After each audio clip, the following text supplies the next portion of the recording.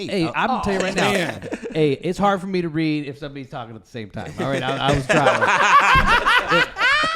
You're giving me a test, and I'm trying to read it. I don't know, man. I get overwhelmed. You're overstimulated over there, man. What did it say? I don't know what it said. It's like I go back to reading for the first time. I'm going to pray to God you never get pulled over. You going to get shot. You going to get shot. If it wasn't the fact that you were white, you'd have been shot. I keep that card handy.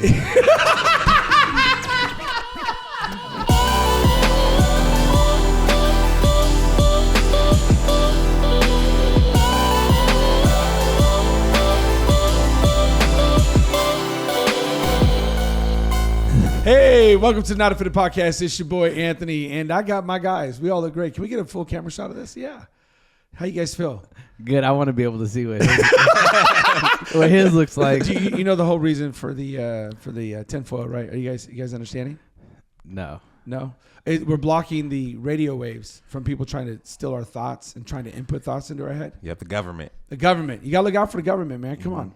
Haven't you ever seen? Haven't you ever heard? Seen? No? Can I get a fitted one of these? Yeah, we need a fitted one because I feel like they're about to fall off. But has this been a week or has this been a week? Did you know? I think it was like 2 or 3 years ago. I was talking about chemtrails and people blew me up on social media. No, there's no cloud seeding. There's no chemtrails. Should I give them the tinfoil hat or should I just stay quiet about it? What do you think I should do? You're not a conspiracy theorist. But. So, and then all of a sudden, they're talking about there's no list. There's no list for the Epstein clients? What'd you think of that, D? I don't know. They said Mossad did something. I don't know. Okay. And now Diddy's about to walk? Wait, Mossad is involved? No, not Asada. Mossad. Oh. Yeah, you got excited. You thought it was tacos. Wait, Asada's involved? Yeah, so the theory is always the Jews did it. Yeah. We're going to get to that in a second. Hold up. You know what church, he just always the answer. If something bad goes bad, the Jews did it. I just got to see his hat. You got to see it. Yeah, it looks good. Okay. And now Diddy might walk? No way. Sorry, I've been off the grid a little bit. Bro, he might walk? Okay, so we got a lot to talk about. But I just want everybody to know that Suge Knight stayed in. Suge Knight. Diddy gets to walk. He's going to come out dancing? Time out. Diddy going to come out dancing? Come on. Okay, sis, just one quick question. Is Tupac alive? Are we still wearing our hats? We're wearing our hats. Yeah, he's Rasta man in Jamaica. Is he alive? Diddy alive? I mean, is Pac alive? Talk to me. Nah, he dead. Oh, man, you wearing the tinfoil hat. Come on. Pac's alive, huh? Pac, without the hat on, him and Biggie both dead. Okay, but with the hat on? With the hat on. He gonna drop a new album, 2026, the remix. Let's go, right here. California Love Part 2. I would say he's a ghostwriter on all the guys who are artists now, but they all suck. So we got a lot to talk about. I mean, this podcast. But before we get too serious and with our tinfoil hats on, because this is what I feel. Man, I've never felt my thoughts so clear until right now. Like I feel super organized, super clear. But I wanted to start off with a little bit of humor because we're gonna just dive into the deep end of the pool. We're gonna talk about culture and politics and how that's a needle that we got to thread and what should be a Christian response to that, right? Matter of fact, I titled this one called Come Clean With It because we're going to come clean because there's just a lot going on, okay? But we're going to lighten the mood a little bit. I want you to watch this clip right here. I open the door, and because I am a gentleman, I look back with the intention of holding the door. I make eye contact, and I'm like, okay, this is taking forever. So I just go in. You're telling me that you started to hold the door open, you looked back, you made eye contact with her, and you chose not to hold the door. Yes. Like, that's your mistake. Yeah. Walking in the car, that's not a big deal, right? That's what went wrong. That's why she didn't text you back. No. That's an integral step, dude. You have to, especially at night. But I didn't. Why not? Okay. Because it was cold outside and it was dark. Why would I want to walk her? That's why you needed to walk her. That's the reason you do it. So she's trying to handshake me, and I'm trying to come in for a friendly hug. So I go in like this. The girl was forced the hug. And you were 10 feet away from her, therefore making her scared. Defense mechanism puts out the hand to guard against the hug. And your hug was romantic. I said, do you want to split the bill? And she said, okay. It doesn't matter if her dad's a billionaire. It's a matter of principle. And she's the prince of Italy. You pay the whole bill. If it's a girl. Well, I didn't. You said no to this girl inviting you over because you didn't like tea? Yeah. Tea does not mean tea. No, tea Tea means hanging out Coffee? one-on-one. Coffee can mean anything. He's Coffee way can too mean, like, specific. smoothie. She might have been English. Which one? Which one made you laugh the hardest? The T one. The walking her to the car. Oh yeah. It was cold. And it was dark. That's why you take her. That's the reason why. How much truth is there in this? Is Gen Z cooked or what's up? That's his generation. He's staying quiet. He won't say that over here. There's probably a lot of truth to this. Is there a lot of truth You to don't this? make the There's a lot of video. truth to You this don't song. make the video unless there's a lot of truth to it. Where did we go wrong, Mike? Where did we go wrong? Video games. I don't know. But you can always blame video games. Where did we go wrong? He's defending video games. He's defending video games. It's got to be video games. Okay, where did we go wrong, D? This generation's cooked, bro. Let's see. Cell phones. Cell phones? Okay. Cell phones and video games. All right. Well, I'm just... Hey, I saw this and I immediately thought of you guys because you guys always pick on me for being the old guy in the older generation. But hey, at least we knew how to walk a girl to the car and get some numbers. That's all I got to These say. are your kids. I do. And hey, they're doing great. What you talking about? No, I'm saying this is a generation. I mean, your generation. These are your kids. No, my son's engaged. I taught him right. He knows what he's doing. So the wrong answer wouldn't. And he would have fixes been- cars. Hold on, time out. Back there. And he can fix his girl's car. Come on, that's saying something right there. No, I'm saying this is your generation, though. Not It's my kids. kids. Mike, So yeah. whose fault is this? The wrong answer would have been their parents. Correct. Because Correct. that would put it on your generation. Yes. Okay. Well, and Video and games. depending on when your generation started having kids, this is possible. Well, our generation started having kids real young, so it could be. It could be. That's what I'm saying. So No, we're all, yeah, there's a few. So we're all in this together. Yeah. Nah, let's blame it on the video games and cell phones. So, all right, moving right along.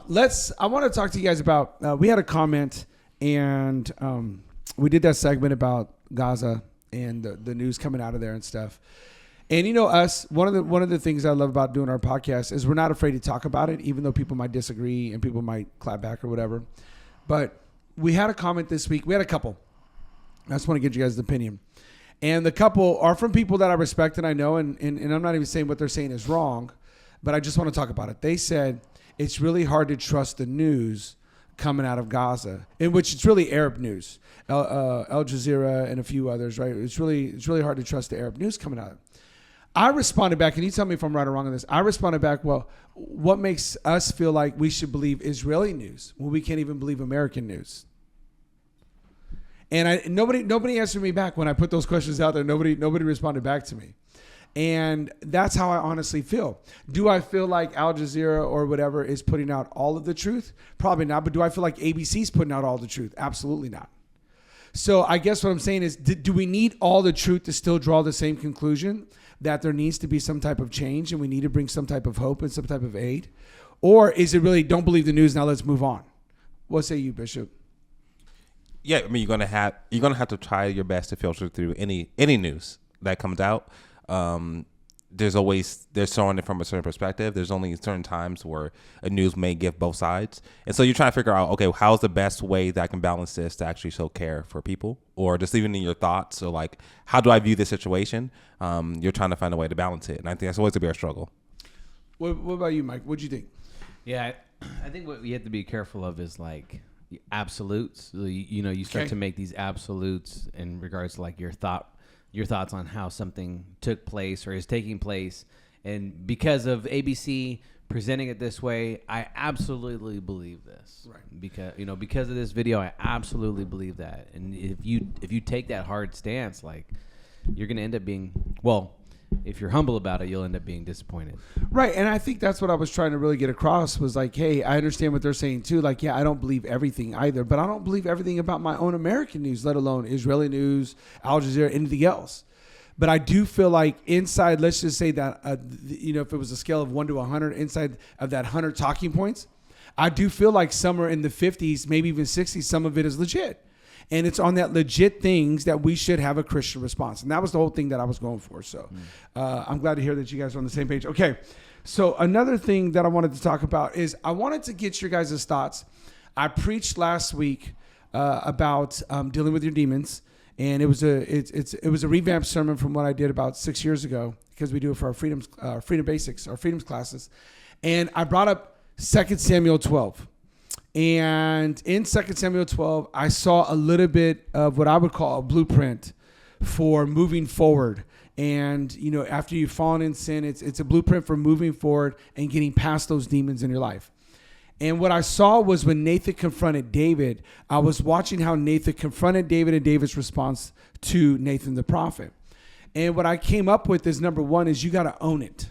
Whether it was done to you, whether you were the victim or the perpetrator, you need to own what happened. In other words, you can't live in a mystical, magical reality that nothing ever happened. You can't live in denial. You can't do any of that. You got to own what happened, in the sense like, hey, even if you were the victim, hey, this happened to me, and here was my response. If your response didn't grow your roots deep in God, but it put up a wall, or whatever the negative from that response was, you got to own that part. Now, if it brought you to Jesus and you're able to move past forgiveness and offense and all that, okay, then that's good too. But you need to own your response. If you're the perpetrator, you need to own that. David owned. He owned it. He said, I'm that man. I've sinned. And that's where we get Psalms 51 at, by the way. It is right after he commits his sin and he's revealed by Nathan the prophet. He's humbled and he writes Psalm 51, which is a phenomenal psalm. Number two, and here's what I felt.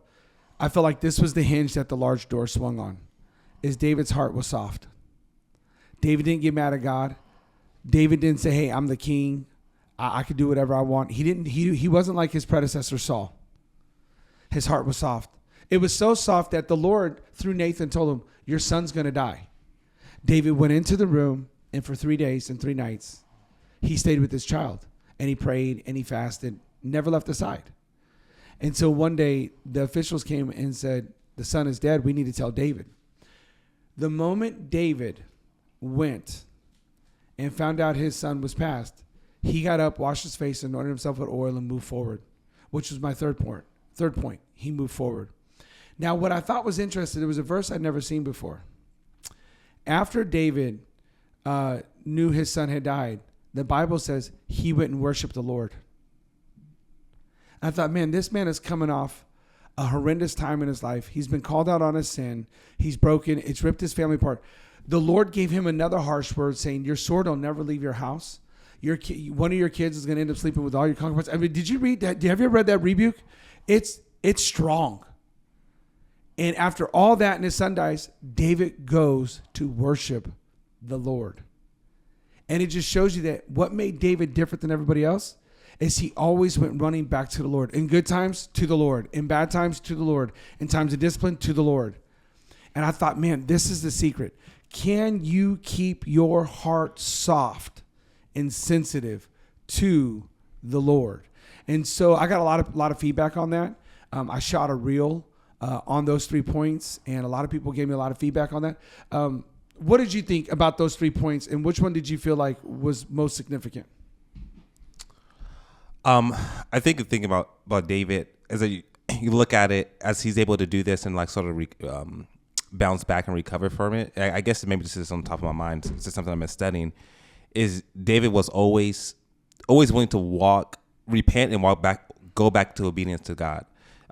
Even though if he made a mistake, if he was called out, he realized, no, I'm here to serve the master more than anything else.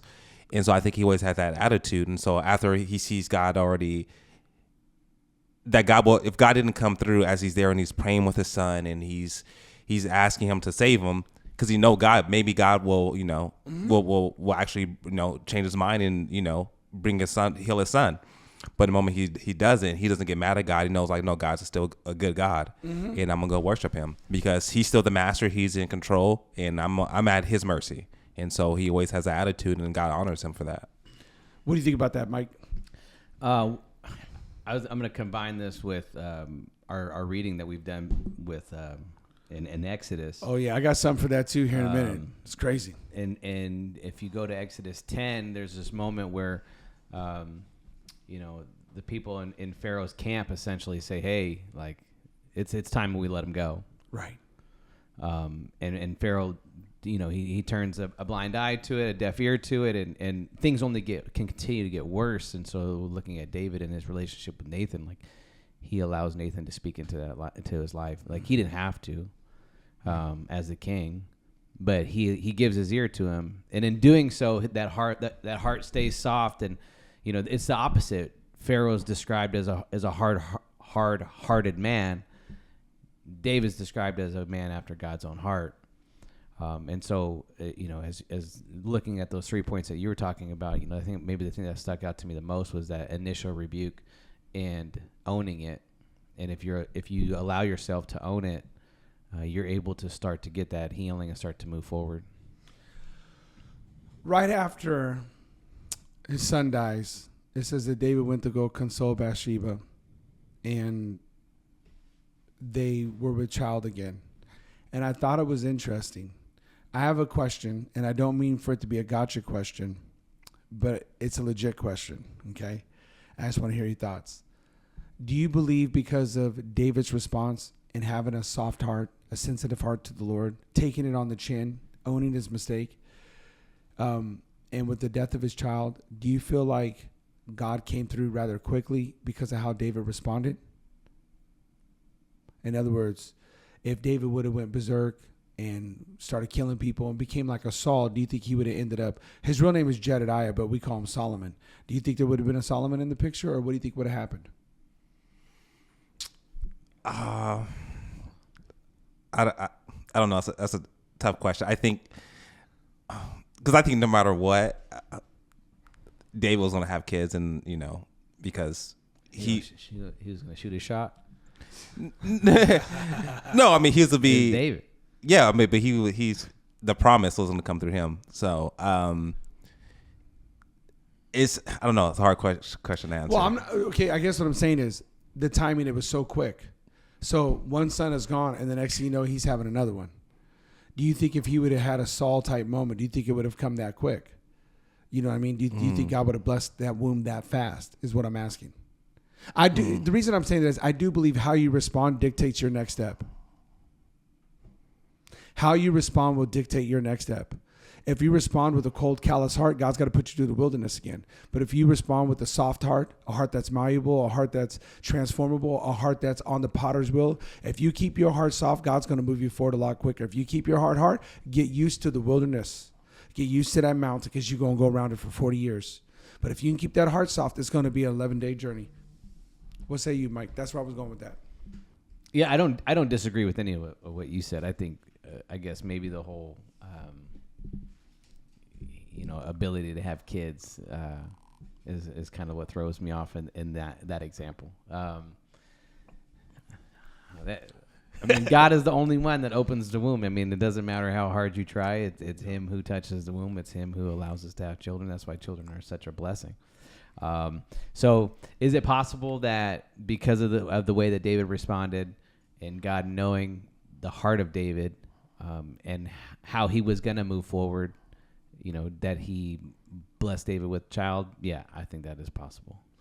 Okay, can I just, the reason I'm saying that is I've been rebuked before in my life, but can I just read you the rebuke from Nathan? This is why I'm saying this. My boy David takes this like a grown man. He takes it on the chin. Nathan said to David, "You are the man. Thus says the Lord God of Israel, I anointed you king over Israel, and I delivered you from the hand of Saul. I gave you your master's house and your master's wives into your keeping, and I gave you the house of Israel and Judah." Listen to this. And if that had been too little, your translation might say, if that had been enough for you, David, I would have also given you so much more. I don't know about you, but I've been praying to the Lord a long time. And I have never had the Lord come to me saying like, "Hey, I'll give you more if you ask for it right now." Have you had that? You've been serving the Lord a long time. Is that ever happened to you? No. You waiting for that moment though? Yeah, that'd be cool. You'd be nice, right? How about you? I'm waiting for the moment. Okay. That sounds good. Yeah, he sounded a little hesitant. I'm waiting. Okay, listen to this. He says, "Why have you despised the commandment of the Lord to do evil in His sight? You have killed Uriah the Hittite with the sword, and you have taken his wife to be your wife, and have killed him with the sword of the people of Ammon. Now therefore the sword will never depart from your house, because you have despised me and have taken the wife of Uriah the Hittite to be your wife." Notice God never uses Bathsheba's name. He's getting it through to David. It was another man's wife. It was another man's wife. It was another man's wife. And he keeps propping up Uriah the Hittite. Uriah the Hittite, your guy. Thus says the Lord, behold, I would raise up adversity against you from within your own house. And I will take your wives before your eyes and give them to your neighbor. And he shall lie with your wives in the sight of the sun. In other words, what you did in secret, now people are going to do openly. Just to thumb their nose up at you, David. For you did it in secret, but I'll do this thing before all of Israel, before the day of light, the daylight, excuse me. So David said to Nathan, I have sinned against the Lord. And Nathan said to David, the Lord also has put away your sin, and you will not die. However, because by this deed you have given great occasion to the enemies of the Lord to blaspheme, the child also who is born to you shall surely die. Then Nathan departed from the house of David. And the Lord struck the child that Uriah's wife bore to David and became ill. Notice he's still not saying her name. David therefore pleaded with God for the child, and David fasted and went in and lay all night on the ground. So the elders of this house arose and went to him and to raise him up from the ground, but he did not eat or talk with them. Then on the seventh day it came to pass that the child had died, and the servants of David were afraid to tell David, for he was dead. Indeed, while the child was alive, we spoke to him, and he would not heed our advice. How can we tell him now that the child is dead? He may do us some harm. You know what one guy said to the other? That fool might kill you, bro. You better stay away from him. And you know what I'm thinking? He might actually. We better do this. When David saw this, he asked them, what's going on? David asked, is the child dead? They said, yes. So David got up, washed and anointed himself, changed his clothes, and he went into the house of the Lord, and he worshiped the Lord. Bro, I'm telling you, that's the secret sauce. When all hell is breaking loose against you, go to the house of the Lord. When you're being overran with temptation, go to the house of the Lord. When you're being disciplined by the Lord, go to the house of the Lord. No matter what's going on, you can never go wrong when you go to the house of the Lord. That's why I feel like God blessed him with Solomon, because that sensitive heart response. So anyway, that was my take on that. I really hope people catch that. I feel like that's a game changer. I really do. Because we see it contrast to Saul and Pharaoh. All these people who kept their hearts soft, God always comes through. He does. And he still does justice, but boy, does he give a lot of mercy. Okay. Craziest thing you read this week. I got to ask you guys a question, because I thought I was tripping. Okay. Exodus 16. All right. Talks about the manna from heaven. Go ahead and pull it up. I do my walk and I'm listening to it, and it says something. And I mean, if I could have a camera while I'm walking so I can see all my facial mannerisms and expressions, it says something. And you know that emoji with the face, you know what I'm talking about? Like, the shock face. In Exodus 16, you see it says manna, right? Mm-hmm.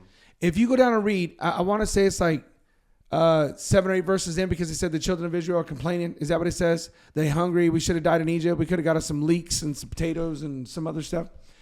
And then look what God says. God responds to Moses about the manna. Are you at that part yet? I'm telling you, you can't unsee what I'm about to show you. He says, I'm going to give them manna from heaven. Are you guys there yet? I'm going to give them manna from heaven. And watch this.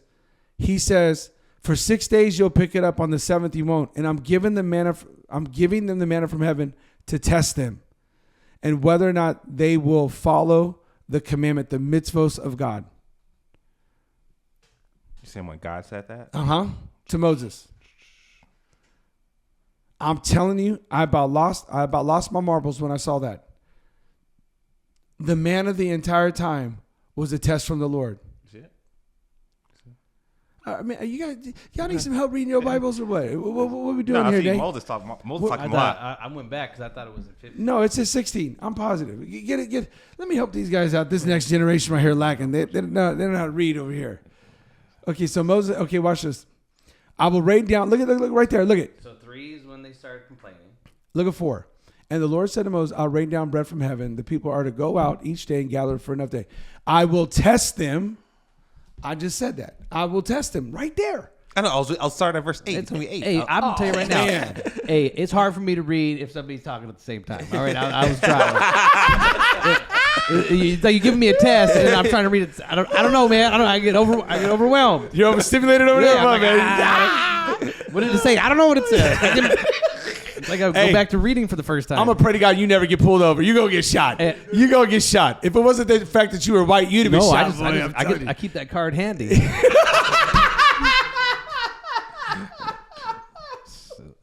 Okay, that was funny. Okay, look at that. Have you ever seen this before? Look at that. He said, in this way, I will test them. I love the New King James. This is NIV. It says, I will see if they follow the commands of God, the mitzvos of God, the righteous acts of God. In other words, can they follow instructions? The manna was the first test of whether or not these people could follow instructions. If you go on to read the rest of the chapter, what do you think happened? They failed. They failed. They failed. Had you ever seen that before? No, not that specific one. No. What I mean, when you think of manna, what'd you think of? Blessings. What'd you think of? Blessing in the wilderness. I just thought of bread. I thought like, kind of like pan dulce, but not like pan dulce, because pan dulce, you can't eat it the next day because it's all hard and stale. You got to eat it the day of, or it's no good. So I thought of it like bread, like bread. I always think of it as like the nasty little wafer on top of the communion cups. No, that's just us, bro. I know. I'm just wondering what. But my point is, this was the first test. I hear people. This is where I'm going with this. Okay, I hear people all the time, Bishop. They're mad that God doesn't give them more. You know what I mean? Like, why can't I get a bigger house? Why can't I get a better car? And then I see this right here, because you can't pass the bread test. God gave you simple instructions, which you really didn't have to do much at all. You go out in the morning, the stuff's down on the ground, you pick it up, and you make some pita bread. That's all you got to do. You don't got to mix. You don't got to do nothing. You just got to smooth it out, put it in the oven, and bake it. It's the best bread you've ever had. They call it angel's bread. And you can't even pass that test. In other words, if you don't take care of the small things will turn into the big things, and the big things will either corrupt you or destroy you, or you'll just ruin it. This was their first test. God said, before I can start you out with anything else, I'm going to start you out with some bread. That's how I read it. Anyway, I don't know. Am I losing my mind? Am I trying to read too much with that scripture, or did you see that? That's just crazy. No, that's what it says. That's what it says. What do you think, Mike? Man, I just put myself not necessarily in their shoes, but I just think about like how many times has that been me? I was like, man, it's convicting. It's convicting. You're supposed to take care of the little things. In other words, your first car, take care of it. Keep it clean. For me, I don't think it's convicting in the sense of like not being a good steward of what God has given me, but being somebody who's wishing they had more. Yeah, you know what I mean, and not appreciating the manna. Where's the meat? Okay, and then getting the meat. But can I say this? Inside of this lesson, if I can, there's a principle to be learned. If you can take care of it, the more is on the way. They didn't have to complain about not having meat. All they had to do was ask for meat. If you do take care of it, the more is on the way. The more is on the way. The more. God, you cannot violate the commands of God and expect to receive the blessings of God. And God, if you're following the commands of God, will not violate himself by withholding the blessings. It works both ways. The parable of the talents. The 1, the 3, the 5. It's coming. You just got to be patient. But you got to take care of the bread. Yeah. Right? You got to take care of the bread. Secure the bread. Not secure the bag, secure the bread. So, okay, what'd you read this week last couple of days? What'd you think? I thought it was interesting. They escaped from Egypt by the last plague of killing the firstborn son. And then right when they cross over, God commands them. The first thing he actually commands them to do is to offer up their first. First is the firstborn, but then it was the first of everything. And so I thought it was interesting. The first, how they exit out of Egypt was, killing the first. And the first thing God asked for them right after they cross over is to basically dedicate their first unto him. And then that was the first of any, of everything, of every animal. And so, I just thought that was interesting. That was the first thing God had told him to do. Why'd you feel that was interesting? Just the contrast of it. Of the scene that he killed the first. And it just thought it was like, God wants your first, and either you can give it or he's going to take it. And so he took it from Egypt in a way that devastated them. That he's literally saying there will never be like the cries of this nation like it will be on that night. until he's coming now and just asking for our first. And if we're willing to give him our first, then we'll be blessed from it. If not, he was going to just simply take us the first. Oh, man, that was good. Yeah, I like it. What about you? What'd you read? Yeah, just going back to what I was talking about earlier with David, Exodus 10 and Pharaoh's camp, telling him, hey, like, it's about time. I think it was after Plague 6, and he just refused. He refused. And how much worse it got. And for me, it was like, if I refuse to heed correction, if I refuse to give my ear to those who give me wise counsel, like, it doesn't just affect me. It doesn't just even affect my home. It affects everything around me. Yeah. And so, yeah, he lost his firstborn, but everybody lost theirs as well.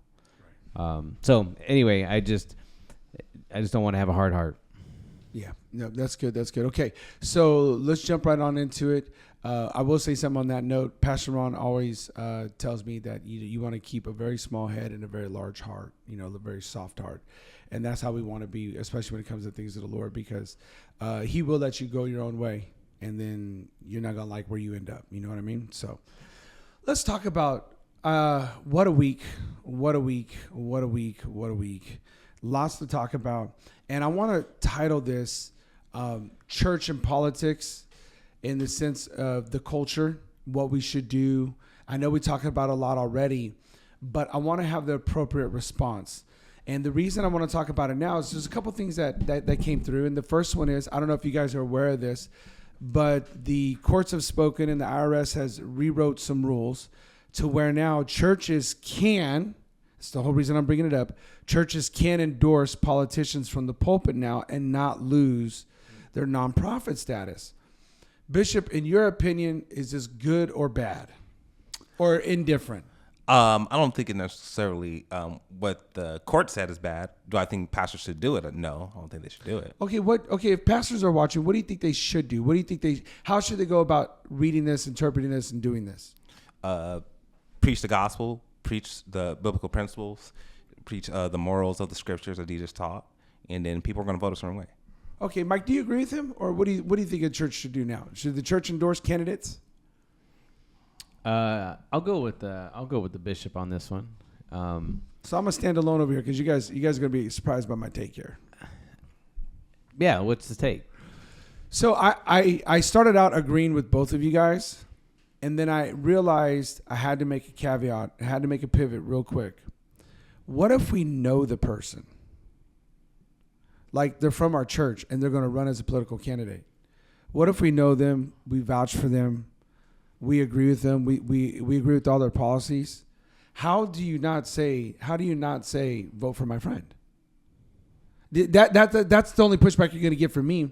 Do I think we should endorse presidential candidates? Nah, I don't know. They've all let us down, including Trump. We're going to get to that in a minute. Should we, is that making state senators, assemblymen, council members? But what if they're in our church and we know them? How do we not support that? How do we not publicly support that? I'm asking you, like, see my caveat? Yeah, you don't have to tell people to vote for them. It's just like, hey, you can, if you want to, you can feel like you need to mention, like, hey, so-and-so is running for this. If you want to talk to them, you go talk to them. Learn what they believe in, what they're running on. But you wouldn't endorse them? No. I don't know if they're going to do when they get in office. I don't trust no politician. I don't care. Everyone trusted Trump, and now everyone mad at Trump. Like, it's just true. Like you can trust a person. You don't know what they're going to do when they get in office. What about you on that one? What if you know them? Like, what if they're really not an occasional friend? Like, they're a real friend. Like you really know them. Yeah. And even as you were giving an example, I was starting. You like my caveat, huh? You like that one, huh? Well, I just think there's also asterisk. I think it's such a slippery slope. I think you probably either have to go all in on politics, because people are going to expect it now. Like, they're going to expect that you guys are endorsing people. They're going to expect that you're making a hard line, and sometimes you may not want to or feel like you're not supposed to. And they're going to. So I think that you either got to do kind of like what Deshaun said, in the sense of, like, hey, just so you guys know, Danny's running for office. Danny attends Adventure. He's a great guy. If you want to talk to Danny, he's available after service, type of deal. But then I started thinking also, we want to help people be aware of politics and the different things. And and so it's like, how do you thread that line as well? And, you know, because a lot of times people don't know how to vote. They'll want to vote a certain way, but they just don't know how. Yeah. So I don't disagree with what either of you are saying. I do think what makes the house of worship is the fact that you got people who are elephants, you got people who are donkeys, you got the Republican Party, the Democratic Party, but they all surrender to the Lamb. And I think that's what makes the house of worship so powerful. And if your house of worship is only one side of one political, ideology, and then it's not really a house of worship. You got to have people who are from all walks of life. That's how you know that you're being effective in the kingdom, in my opinion, by the way. So having said that, I agree with you that I probably won't endorse too many people, but if I have a good brother in the Lord who I know is going in there and going to honor the Lord and do the right thing, not like some of the candidates that people have voted for here in Fresno who ended up being the biggest joke ever, but like a real solid brother in the Lord, loves his family, I'm going to endorse him. And I've wrestled through that already. And if people put that expectation on me that I need to endorse everybody, I refuse the right to withhold my endorsement. My endorsement is going to mean something. And when I endorse people, I want people to be able to cash that check. I don't want it to bounce. So that's just my opinion, because I do feel like the church needs to get more involved. Godly leaders need to get more involved, or else you have corrupt cities, and which we know all about. So that's my personal opinion. So I'm with you on the IRS. I don't know that it makes a difference, because I'm old enough to know when Barack Obama was running in 2008, a lot of churches came out and endorsed him. So you know what I'm saying? Like I get it. When Trump ran the first time in 2016, a lot of churches endorsed him. So I don't think it made any difference, but I think people did have a little bit of hesitation, a little bit of fear that the IRS could do something. So okay, it's over with. Okay, next. And you guys can leave it in the comment. Do you think your pastor should be endorsing candidates? You guys can let us know. That's up to you. Or do you feel like they should be in the middle about it? I need to talk to you. We took a lot of heat. We took a lot of heat on the whole weather thing. And I've got to ask you guys a question, but I've got to ask it with a twist, though, Bishop. So we played it on one of our clips where the founder of I believe it's called the Rainmaker. Nate, wasn't it called Rainmaker? I believe it was called Rainmaker, is this company. And he said that he did do some cloud seeding over the spot in Texas that had the disaster, but that what they did wouldn't have caused but just millimeters of rain, nothing much.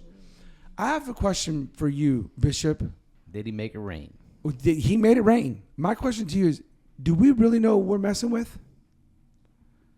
I mean, I don't know. I don't know anything about it. Because I haven't seen the clip. Do you want to see the clip where he says it? Sure. Okay, let me get the clip. Yeah, hold on. Yeah, let's get our hats. Everybody get your hat. Everybody get your hat, Bishop. I crumbled my hat up. We're gonna get it. I'm gonna show you this clip right here. Watch. Times you might have seen posts or videos connecting cloud seeding to what is happening in Texas, and then earlier tonight, the CEO of a weather modification company confirmed that planes in Texas did release silver iode into the atmosphere 2 days before the floods. But he also explained why he says scientifically it does not mean that the two events are connected. Watch this. We're talking about like sub-centimeter amounts of precipitation, be it in snow or rain from every event, which in aggregate can mean hundreds of acre feet, which is very consequential for farmers and ecosystems, but cannot come close to causing flooding unto itself. And NBC News climate reporter Chase Kane joins us now. Chase, any conspiracy always starts with like a thread of truth here. Can you explain the science? Like, what is cloud seeding, first off, and how is it being used in Texas?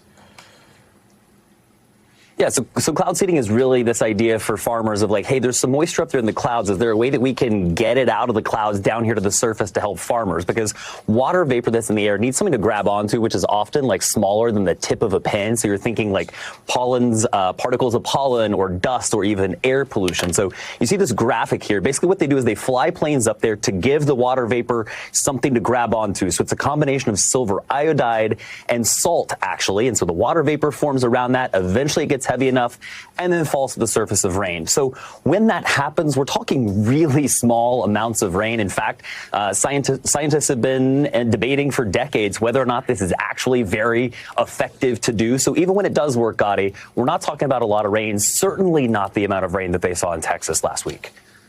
And the timing of it, 2 days before, I mean, you know, again, anybody online that seems to be an expert these days would say, well, no, this is what, you know, started the flood or possibly like supercharged the soil so it was hydrophobic. Like, well, take us through the timeline here. Yeah, that's a really important point, Gotti, because this cloud seeding, it works within like 15 minutes, half an hour, maybe an hour, and then that's it. So that was done 2 days before. So the CEO is saying this. Other scientific research establishes that cloud seeding isn't going to trigger something like this, certainly not 2 days after they were doing it. They were only up in the air cloud seeding for about 20 minutes because, again, it's targeted to a pretty small area of land, which was not even over where the worst of this flooding was, Gotti. So we're talking 30 minutes to an hour, certainly not 2 days in advance. And I mean, cloud seeding is human-caused climate change on a very micro level. But when we're talking about climate change on the macro level, does it look like this flood has any links to climate change? Okay, so they got to come clean with it. How do you really know? How do you really know what's going on? How do you really know what's going to happen? How do you really? I mean, am I making sense? I got to get my full hat back on, but how can you say unequivocally, we had nothing to do with it, when you just talk about it, you just went up there and did it? Did you catch that part? He said, we've been experimenting with this for decades. And people, how long, had you heard of chemtrails before? Had you heard of chemtrails before? Probably not until maybe what we talked about 6 months ago. You never heard of chemtrails and Not looked up at the sky? before that, Had no. you heard of chemtrails before for people? Mm-hmm. But it was all conspiracy theory. Yeah. He just said, we've been doing this for decades. What is decades? Decades, 10 years. So at least 20. And I think he meant that with some S's on, like 30, 40 years. My whole point is they said we were crazy because we said they were doing this stuff. Now they finally come out and say, hey, we're doing this stuff. That is not that bad. But it's not that bad. It's not. How bad do you see? Okay, the reason I brought this up, I had a thought. I just want to run this by you. Are you guys familiar with the book of Revelation and then all the signs, all the seals, all the bowls of wrath? Are you familiar with that? Yeah. Okay. I know that, yeah. And you familiar with the plagues and the natural disasters? Yes. Okay. You know, one of them's hail. You know that, right? Mm-hmm. Large hail. Is this the type of technology the Antichrist gets a hold of? I'm just asking honestly. What do you think? I don't know. I guess it's possible, but I don't know. I mean, to show that he has a great sign and wonder, like he can manipulate the weather. And if we could produce rain, can we not produce hail? I'm just throwing that out there. Okay, how about this? We genetically modified that wolf. Remember that wolf that went extinct? And we showed it. They took the name, they brought it back. Well, can't we also genetically modify mosquitoes? You know, one of the plagues in there is locusts. It says an east wind blows, once again, working in conjunction with the rainmaker, right?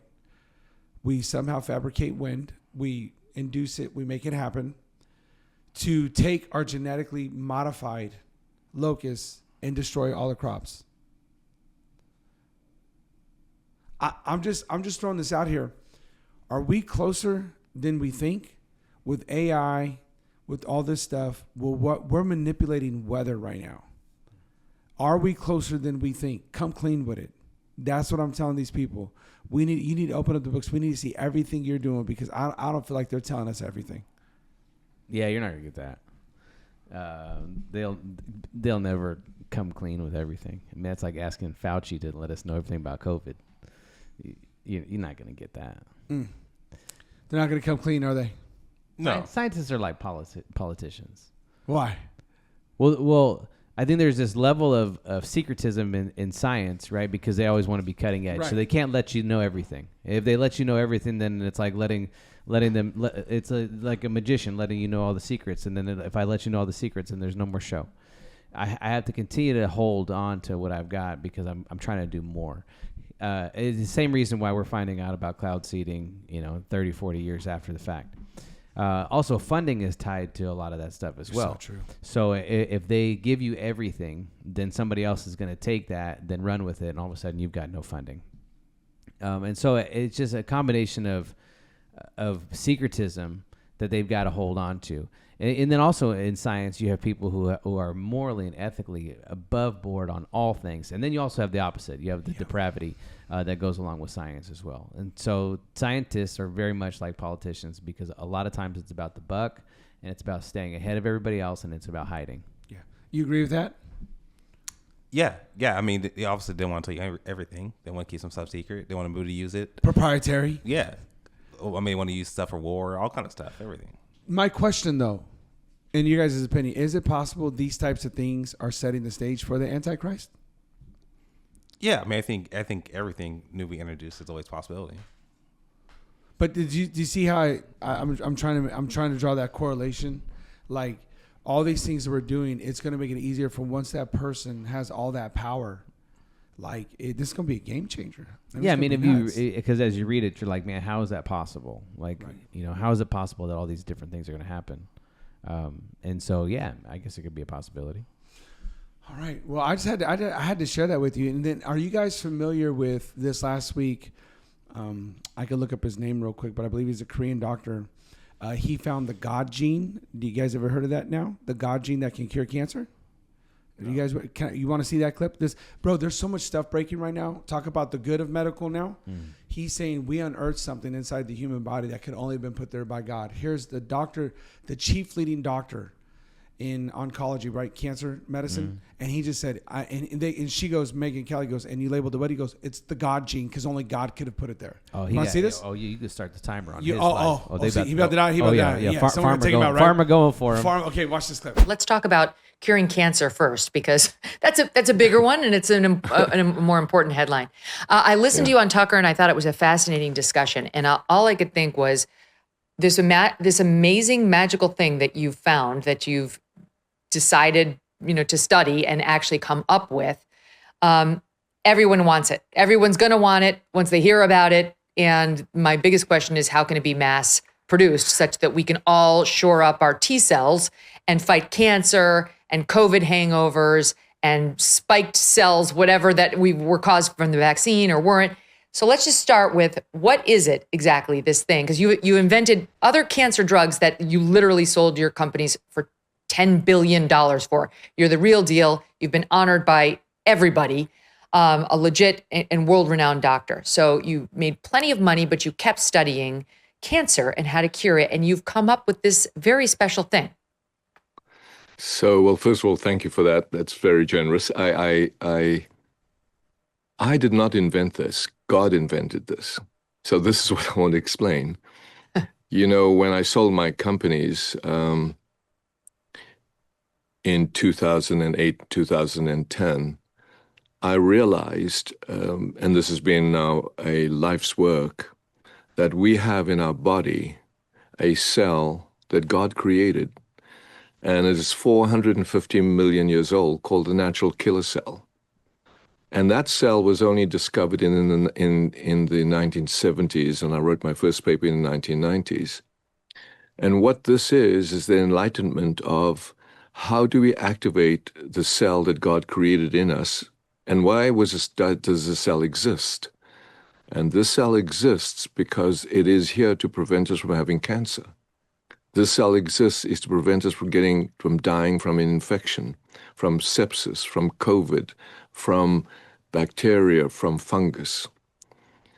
And what's happened now is an enlightenment after 30 years of work of how to activate that cell with a single jab. And that's what we've discovered. So what's exciting is we have within our body this immune system that's been around. Everybody understands T cells. Everybody understands, but nobody ever thought about the word natural killer cells. And that's the name of the cell. It's the natural killer cell. He said, and that's what we discovered. I just want to give you guys a little tease on that. We'll put the link in the bio for that too. They can watch the full episode or that full clip. What did you think? He said God himself put it in there, and it's called the kill cell. That's amazing. I want to learn more about it. It'd be interesting to see what happens. I mean, there's a lot of money. You don't trust pharma, huh? Come clean with it. No, there's a lot of money wrapped up in cancer studies and cancer huge amounts medicine of money. And can I real quickly, just because you said that, So I watch stocks. I'm into it a little bit. But my favorite part of the day is going to top gainers, top losers. Because I always like to see who gained the most, who lost. I believe it was either Thursday or Friday last week. There was a company that literally went from $9 to $68. So that's like 500% growth. Their medical study, because you said that, their pharmaceutical company, they're trying to get a cure for testicular cancer. They got it. Passed all the trials, passed everything, can cure testicular cancer. That day, everything Largest got approved. stockholder, Nancy Pelosi? No, that was funny. Too good. I'm telling you all that because there's a lot of money to be made. There's a lot of money to be made. I want everybody to know what she said was facts. There's a lot of money to be made. And not that we didn't see that, of course, when Pfizer and all that came out with the vaccines, right? I'm just saying, if you can tout, Bishop, tell me if I'm wrong, but if you can tout that you have a cure, 100% cure for breast cancer, do you not win the Nobel Peace Prize? Yeah, for sure. And will you ever have to work another day in your life? No. You're going to go to every F1 race you want to go to. You just hire a sitter for the kids. You know what I mean? You're gone. You can go. He buys F1. What was that? He'll buy it. Yeah, you can have your own F1 racing team. Yeah. There's so much money to be made that I think you're right on that. But watch this interview. He's saying all cancer. Does this change the game? Well, we're going to see. That's a big statement. It's a big statement. He's got to activate the gene. Yeah. With the jab. No, he says we know. No, we know how. This is they've been doing this. Pancreatic cancer gone, colon cancer gone. Bro, is this crazy? Yeah, we go see. We'll see how true it is. You're not buying it. But I hope he's right. Okay, there we go. There's some optimism. But if he's right, you think it's a bigger news. You think they'll sort of change everything. Do you think it'd be bigger news? I think people would want to suppress it and find out what he's doing, right? So they can sell it. Yeah, they're gonna Pfizer and a big pharma will definitely try to push something against it. If it's true, I'll go take the shot. Like that's what I'm saying. Like me and my whole family are going down there. Like that's what I'm saying. It's a big deal. If it's that true, you have it. You're gonna have everyone trying to get it. And they're going to say, well, it's not tested. You know, you got to make sure. Basically, all the stuff that... It doesn't matter. He go to Mexico. Everyone be going to Mexico. The lines to Mexico. People be leaving America, fleeing Mexico. Oh. Biggest immigration deal you ever seen in your life. How the tides turn. Yeah, the tides turn. I just thought that was it. Once again, I would love to see this get more run, get more airtime. This guy is amazing. I like the fact that they say it's already inside of you. God already put it in there. But God, right? But God. Only God would do something. Just say, hey, I got everything just hidden away in your body. If y'all could untap this resource. Yeah, because he missed the same guy. He said he had basically the cure for COVID, like all that stuff beforehand too. But he's like basically got suppressed. But it's like, no, you get this and you're done. What did he say? On the Rogan episode, what did he say? He talked about like the cure for COVID and there's some other things too that he mentioned. Like I think it's about maybe diabetes too. I don't know if that was the same guy, but I know he talks about COVID. And it's talking about I know how to basically get rid of COVID, but they didn't want to listen to him. And the guy has he can back up what he says. He sold multiple companies for billions of dollars, and he from my knowledge, he funds all his own studies. Yes. I have my own money. I don't need money from anyone. So we always use that cliche. You're not the smartest guy in the room. When he goes in the room, is he the smartest guy in the room? He probably is, huh? Man, I don't see. Maybe some places that maybe he's not, but but usually people, even if you are the smartest person in the room, you still haven't done what you like. He's extremely smart. He is, and made a ton of money. And usually it's hard for people to do both. Right. And if I'm not mistaken, his whole goal was to eliminate pancreatic cancer. I thought I saw some on him about 15, 20 years ago. That's how he got started down that road was pancreatic cancer, because that's the widowmaker. Mm-hmm. That's the one that you find too late and you never. So anyway, just want to throw that out there. Listen, guys. I was going through the news. We're gonna talk about Jeffrey Epstein right now. Apparently, there's no list. Diddy's gonna walk, and there's no Epstein list. We live in some crazy times.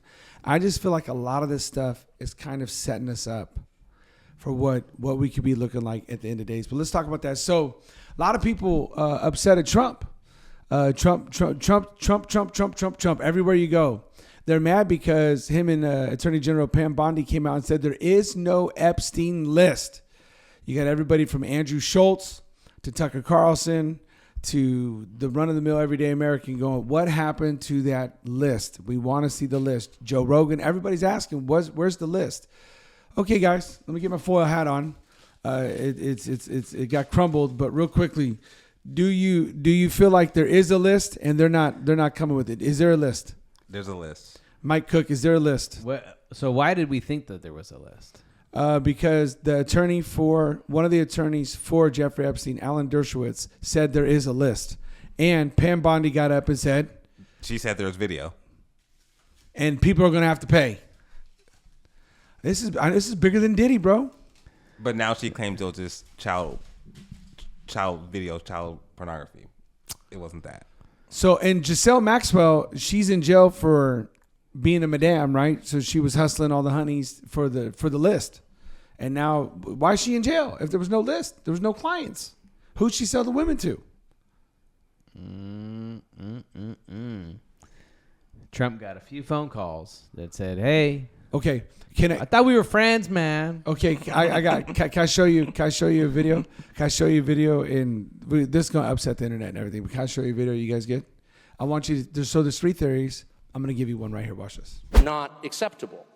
And I think the real answer is Jeffrey Epstein was working on behalf of Intel Services, probably not American.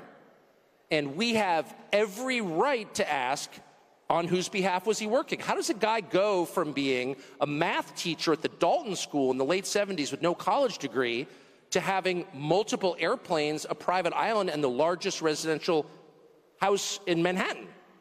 Where did all the money come from? And no one has ever gotten to the bottom of that because no one has ever tried. And moreover, it's extremely obvious to anyone who watches that this guy had direct connections to a foreign government. Now, no one's allowed to say that that foreign government is Israel because we have been somehow cowed into thinking that that's naughty. There is nothing wrong with saying that. There is nothing hateful about saying that. There's nothing anti-Semitic about saying that. There's nothing even anti-Israel about saying that. I've spent my entire life pretty much in Washington, where I knew and loved a number of people, including one very close person who worked at CIA.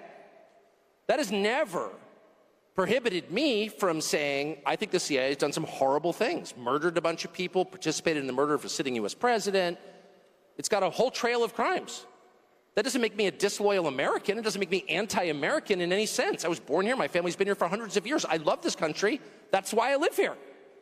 So criticizing the behavior of a government agency does not make you a hater. It makes you a free person. It makes you a citizen. You're allowed to do that because you're not a slave. You're a citizen.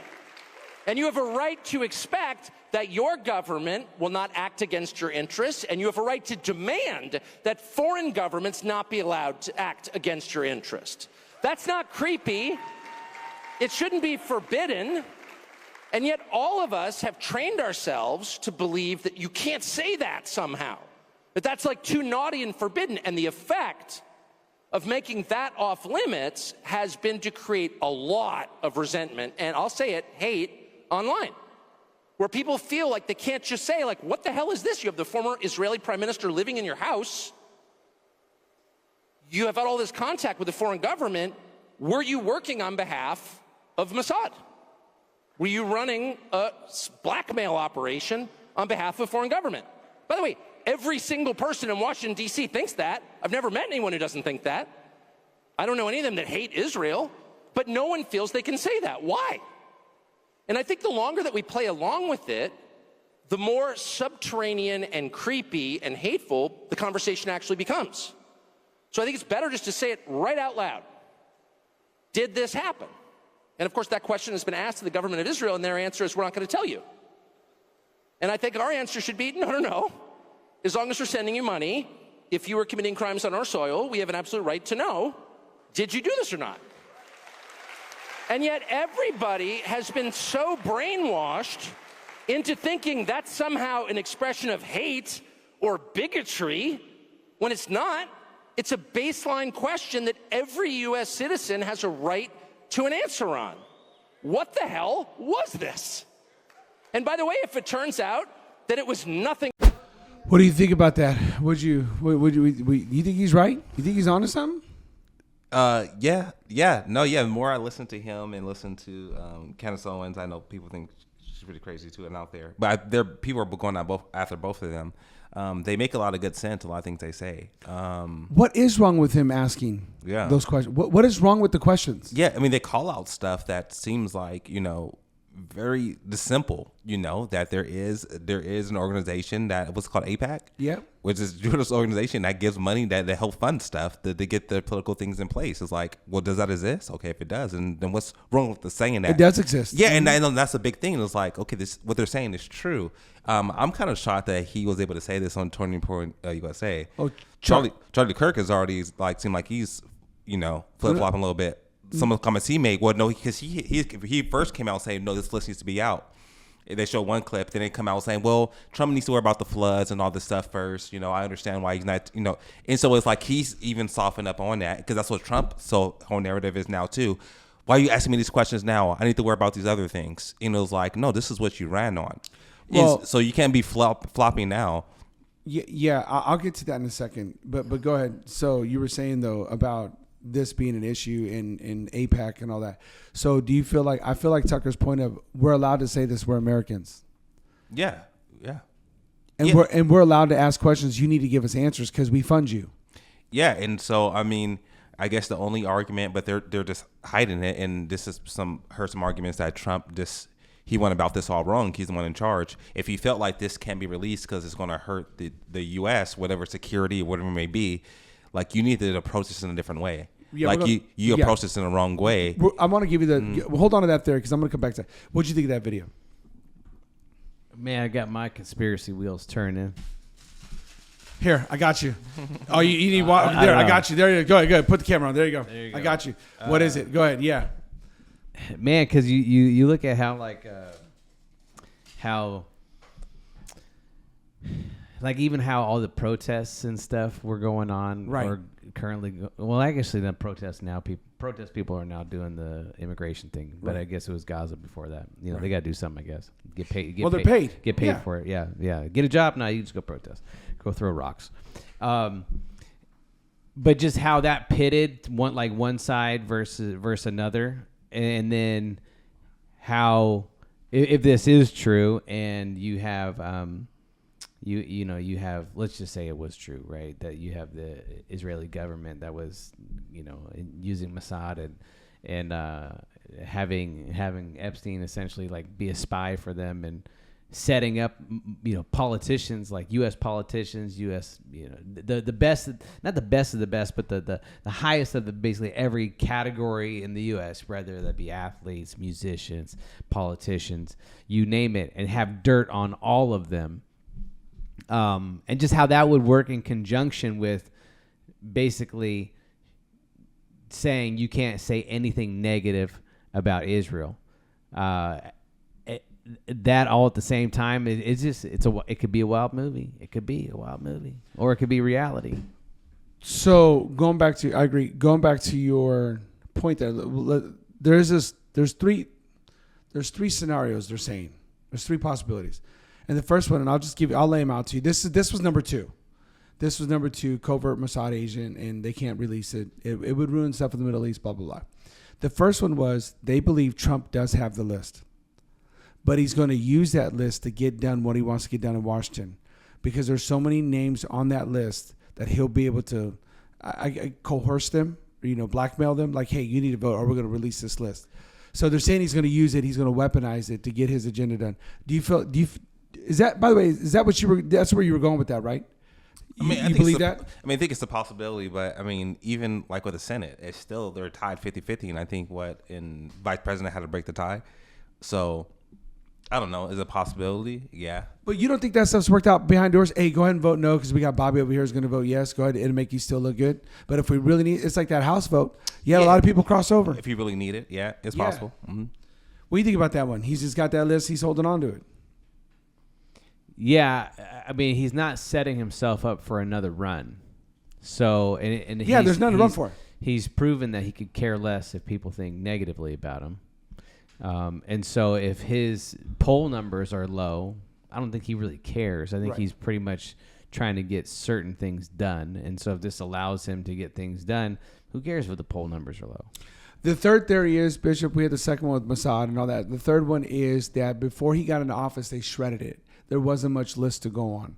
And, therefore he didn't want to come out with some lazy list of, who's beens and has-beens, who would have been or has been. So that's the third theory. I just want to make mention of one thing, just a couple things. Number one, I noticed that a lot of prominent people who are older have not thrown Trump under the bus about it. From CEOs to executives to House members to Senate members. People have been pretty quiet on it.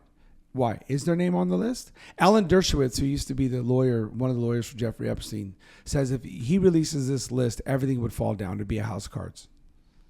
You name it, from the banking industry to the movie industry to the political world, this is a house of cards that all fall apart. You know what, guys? I'm buying that.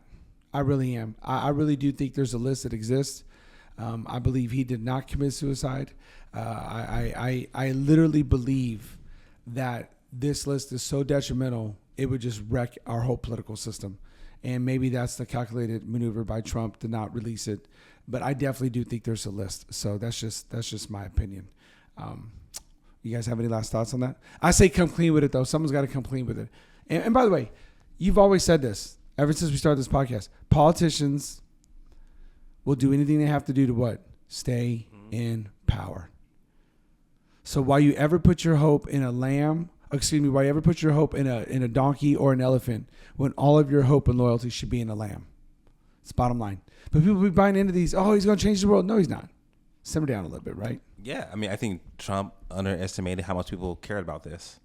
And so, it's going to blow over like everything else does in media. Like, something new is going to happen, you're going to forget about it. Right. There's a ton of stuff I probably can't think about where people are mad about it at some point, and it goes away. Yeah. And so, same thing will happen now. So speaking of that, let's speak on this. So out here in Cali, we got all the ICE raids going on, all this stuff going on. Made a lot of news. Mayor of Oxnard, shout out Oxnard 805. I used to live there. Went to high school there for a year. Look at the headlines. I want to talk to you about why people don't trust the media or why we have some problems. But look at these headlines. Federal agents clashed with protesters during immigration raid on California farm. Protesters and Border Patrol agents clashed near Ventura County farm in California. Protesters and federal agents clashed during the raid of Southern California. You see all the same thing, right? Like a talking point. Do you notice why they keep calling it a farm? What do you guys think they're growing there? If you had to read the word farm, what do you think they're growing? I'm going strawberries. Yeah. Hey, Oxnard is strawberry capital. Yeah, you're right. Ventura has a lot of strawberries. Good a lot too. of strawberries. You can get some avocados in that area. Some lettuce, some blueberries. You guys didn't know I was a farmer. Yeah, you did good right there. You drove by it. Yeah, okay. But here's my question. On the way to the beach. Why are they afraid to call out the farm for what it really is? Tell people what they're really growing.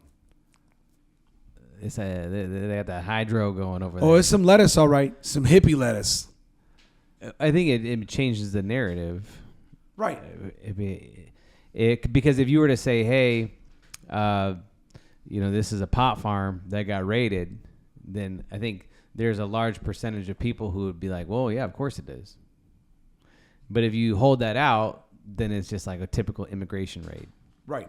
Let me, Bishop, I was talking to you about this earlier. This is what's crazy.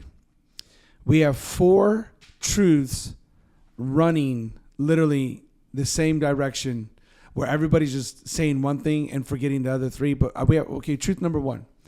ICE did raid a farm. That's true. They went down there. You can see the video, everything going on. Truth number 2. It wasn't your typical farm, though. This was a weed farm. And, there was illegal immigrants, undocumented people that working. Truth number 3, there were kids there. There were under 18-year-olds who were arrested and detained, non-citizens. I think the youngest they said was 14. Watch this, though, what y'all weren't ready for. Number 4, in California, minors can work in the fields if they meet certain exclusions.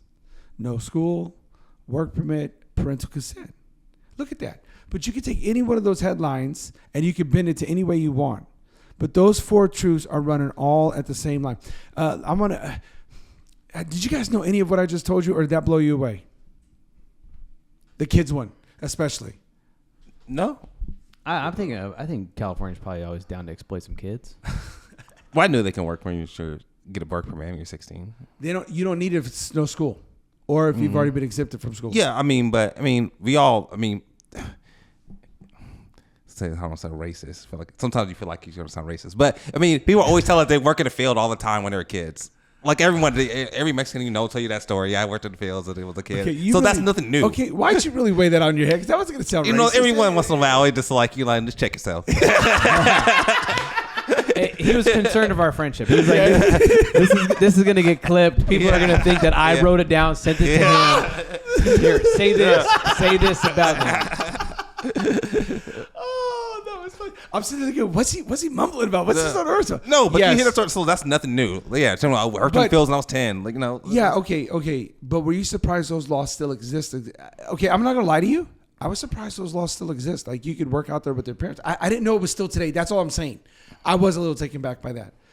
But I'm just saying how everybody's spinning it. They're going to spin it just to get their clout. They're going to spin it just to get those clicks. That's all I'm saying. Yeah, I'd like to see what the conservative headline says. It said Trump's people clear out weed farm, or Trump's people spares the life of kids. You know what I mean? Like, you spin it to where you want. Nobody just wants to report the news. I would love to know who owns that farm. Oh, this article. Can we put that link? Like, who really owns it? No. It tells you who owns it. Put the link. Put the link in there, and I did the research on the CEO. He owns it. Yeah, but he's probably not the money behind it. Well, no, it'll take you through because I'm like, okay, why did they raid this farm? I mean, because it's part of their narrative that they're pushing is that they're not going after hardworking, innocent people, right? So it's like, why would you're going to catch a lot of heat from this. Why would you do it? Because how I read it, and you guys correct me in the audience if you read it differently. How I read it is federally, you're not allowed to have minors working in a pot field. Federal. It's not strawberries. It's marijuana. Federal offense still. Yeah, but that's a different raid though. That's like an ATF raid. That's not an ICE raid. Because they were illegal, it's an ICE raid.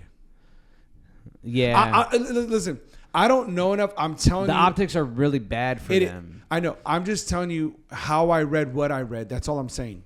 They taking anyone. That's the part I don't believe. Like, people can say they're just coming after criminals. I think then why aren't they here? I think it will start that way. But if they find out there's a bunch of people, okay, hold on, no, hold on. We can't say blanket statements because in this article, let me just real quick. In this article, they rounded up everybody, and they did let people go because they said that they let me go.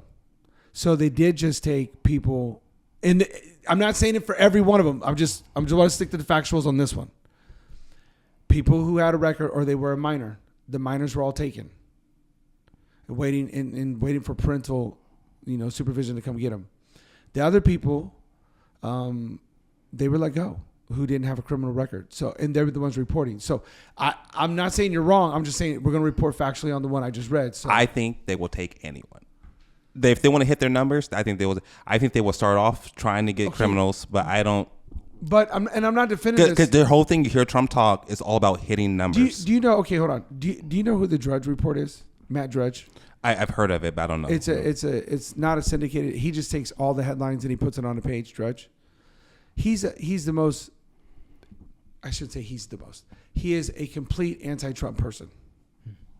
You'll find a bigger person, but he's up there. Okay, and he's a conservative allegedly. Do you know what the number one thing he's keeping a toll of right now? Who's deported more people? Obama or Trump? Who do you think's winning?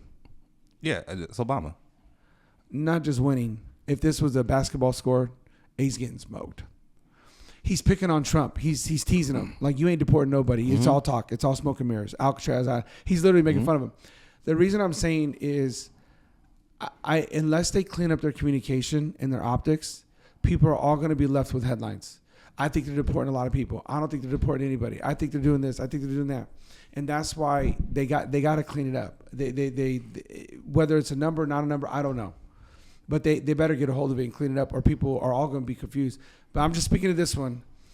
This was a really interesting thing, but it made a lot of. Had you seen any clips of it? Have you seen? Okay, it's a really quick, like 40-second clip. I'm going to show you the farm that was getting ready. Watch this. Do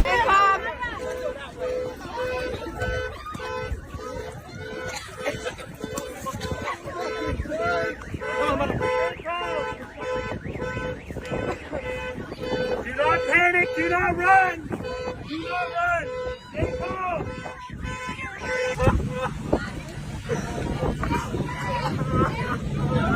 They took your mom? Do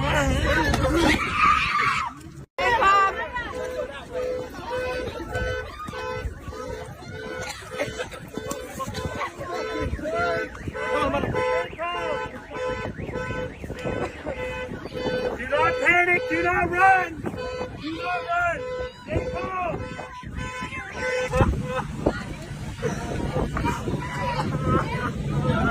They took your mom?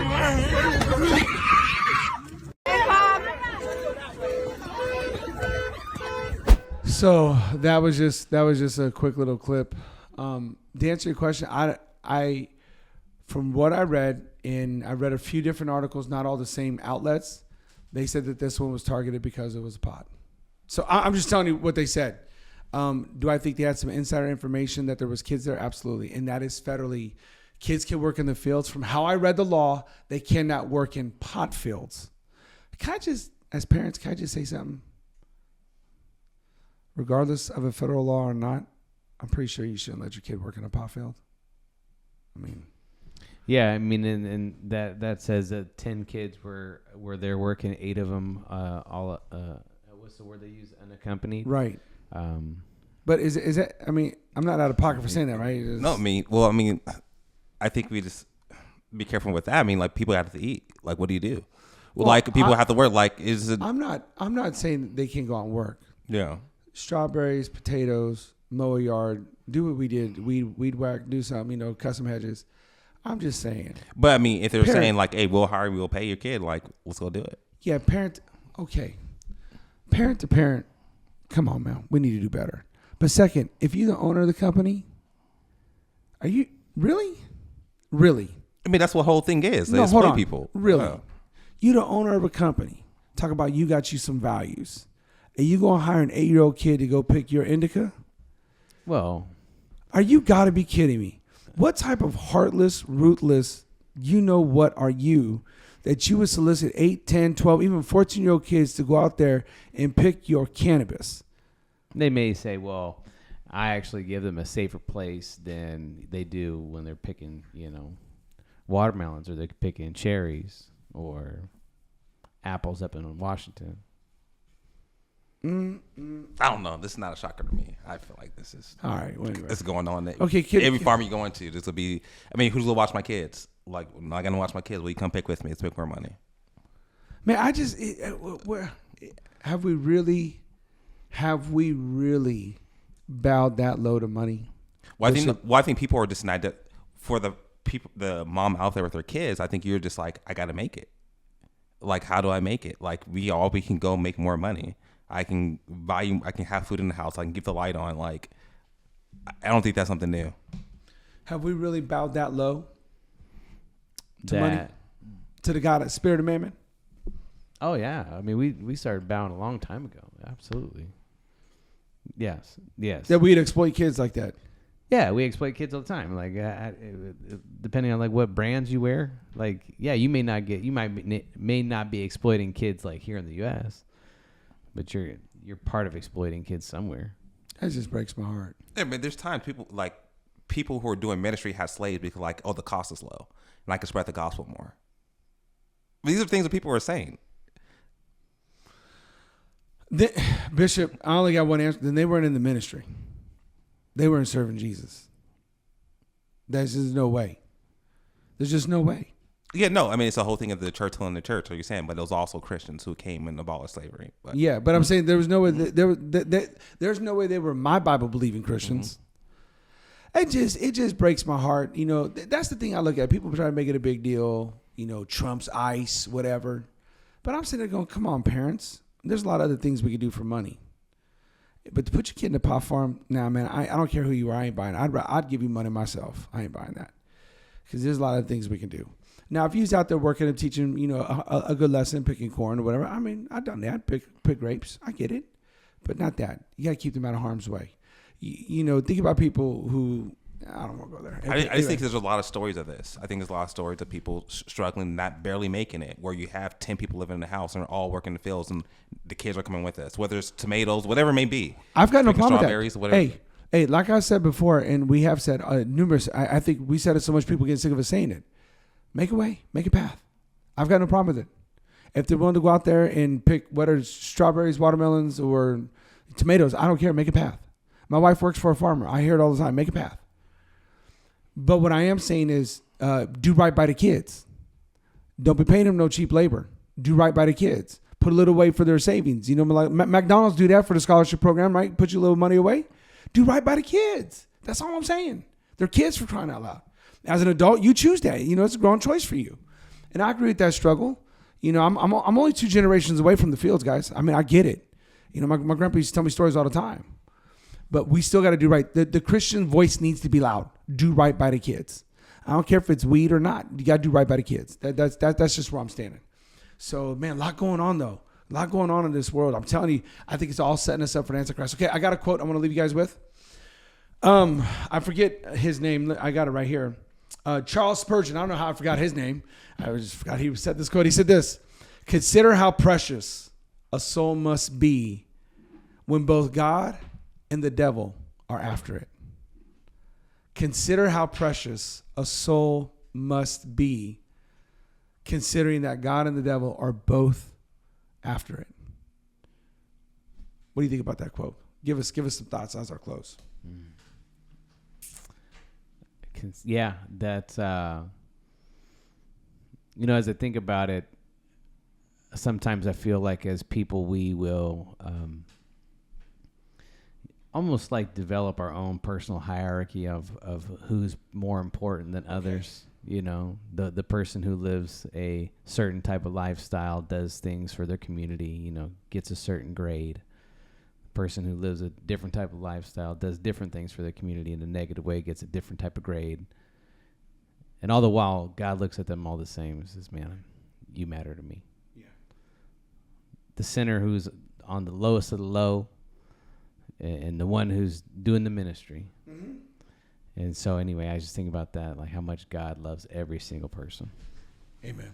What about you, Bishop? What do you think of that quote? That both God and the devil are in pursuit of it. That soul. How much value? Yeah, I mean, I think we should care too.